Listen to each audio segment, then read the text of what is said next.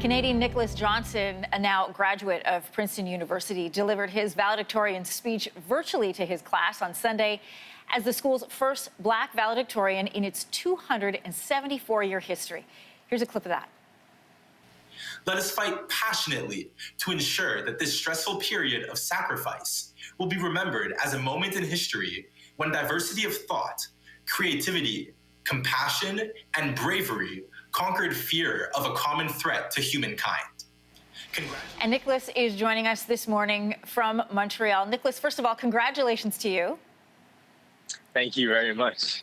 Your speech centered around the idea that building is the best way to deliver and create value to the world. What did you mean by that? I think that right now the class of 2020 is really graduating into a world that faces significant challenges. I wrote the speech roughly 3 to 4 weeks ago, really with the COVID-19 pandemic on my mind. And I think that it's very easy to feel paralyzed in the face of a sense of powerlessness, given this world environment that myself and my classmates are entering. And I really hoped to inspire them to not fall victim to that feeling and to really have the courage to use their skills, use their experiences to play their role in building a better future. I know initially when you wrote it, it was around, the thoughts were around the feeling of hopelessness around COVID-19. But I want to ask you, given today's context, what we've been watching for a week, what happened on the streets of Montreal where you're living yesterday, as a young Black man, what are your thoughts when you watch the protests and the demonstrations that have been happening?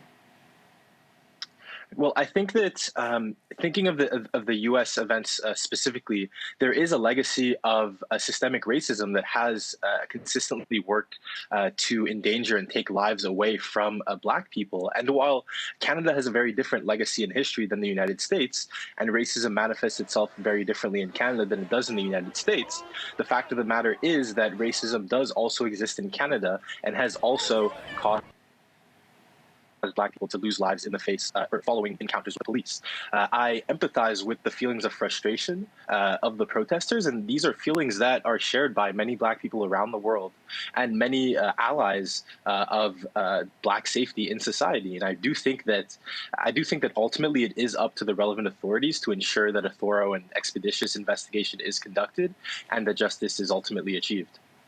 Former U.S. First Lady Michelle Obama congratulated you personally. This is what she tweeted out. This Princeton alum is so proud of you, Nick. Congratulations on becoming valedictorian and making history. I have a feeling this is just the beginning for you. I cannot wait to see everything you continue to achieve. What did that mean to you to see that? Not only because she's an alum, but because she's Michelle Obama. It was incredibly inspiring to see her support of my journey thus far. Michelle Obama is a Princeton alum who I've looked to as a source of inspiration throughout my journey, and to see her recognize what I've done like that truly made my day, made my week. And I really hope that now I can be a source of inspiration for younger students who are witnessing this event, similarly to how former First Lady Michelle Obama has influenced me. Yeah, and if anybody has watched her documentary, Becoming, she talks about being a student at Princeton, and rather than being frustrated at some of the racism that came her direction, is to start to be the change in the room, and I feel like you will be the same. Thank you very much. I certainly hope to be so. Nicholas, congratulations from all of us here at your morning on your hard work and success. Thank you. It was a pleasure to be here this morning. Thanks for watching. If you like this, be sure to subscribe here. And you can check out more Your Morning videos right here.